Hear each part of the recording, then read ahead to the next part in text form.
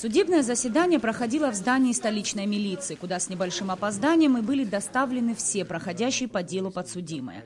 Ахра Гопия, Джимбер Бигвава, Рамин Хмаил, Аслан Цвижбай, депутат парламента Абхазии Нодик Квициня.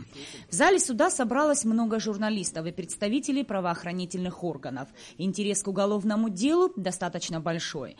Президиум возглавил зампредседателя Верховного суда Абхазии по уголовным делам Анри Барцыц. В состав вошли судьи Рауль Пачуля, Зураба Джинджал, Ада Касландзе и Эсма Корсая.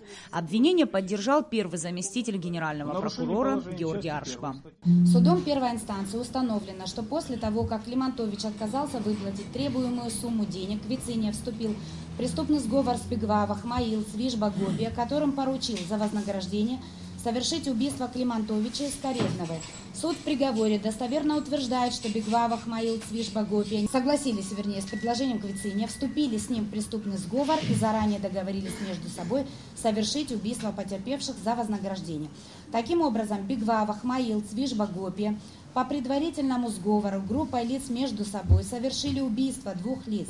Кассационная коллегия ввиду изложенного считает квалификацию преступных действий перечисленных лиц и предъявленное им обвинение в части убийства органами предварительного расследования обоснованно и верно. Суд, посовещавшись час, оставил в силе решение коллегии по уголовным делам Верховного суда, согласно которому подсудимые признаны виновными по делу о похищении и умышленном убийстве россиян. Заказчик получил 16 лет, а исполнительный от 13 до 20 лет лишения свободы с отбыванием наказания в колонии строгого режима.